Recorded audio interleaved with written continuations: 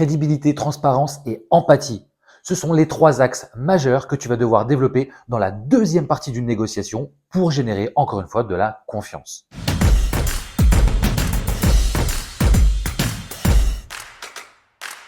Pour établir une crédibilité, il est indispensable de démontrer une maîtrise parfaite du sujet. Ça passe par une présentation claire et détaillée de l'offre, en mettant en avant les avantages concrets et les résultats probables que va pouvoir attendre ton interlocuteur ou ton interlocutrice. Et pour ça, je vous conseille d'avoir à votre disposition des faits, des chiffres précis soutenus par des études ou des exemples d'autres clients. Les témoignages également renforceront votre crédibilité.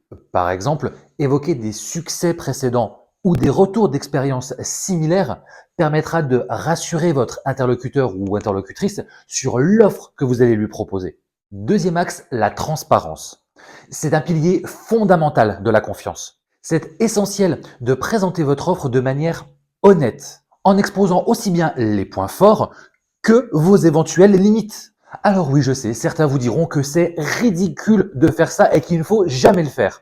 Eh bien moi, je vous dis au contraire. Exposer vos limites, c'est la meilleure manière d'anticiper. Et c'est même la seule manière de ne pas créer de déception. Avec cette transparence, vous gagnerez sur le long terme beaucoup plus de crédibilité. Ça montre que vous n'avez rien à cacher et que vous êtes prêt à répondre à toutes les questions, même les plus difficiles. Enfin, sur la transparence, ne surestimez jamais votre offre et ne cachez aucune information critique.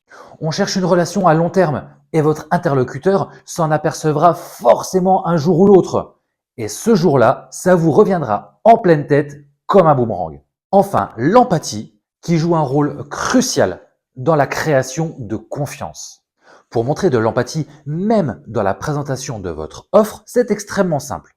Vous allez inclure dans la présentation de votre offre les besoins, les attentes, les préoccupations de votre interlocuteur et adapter votre discours, donc vos arguments, en conséquence.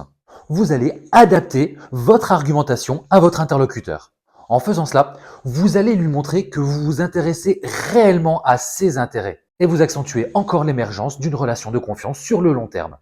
Plus votre offre sera personnalisée, plus vous générez de l'empathie chez votre interlocuteur et donc de la confiance dans la présentation de cette offre. En combinant crédibilité, transparence et empathie dans cette deuxième partie de négociation, vous renforcerez considérablement l'environnement propice à la confiance et donc accentuerez vos chances de réussite dans cette négociation. Mais juste avant, n'hésite pas à liker, à t'abonner et à activer la cloche pour ne rien louper des prochaines vidéos.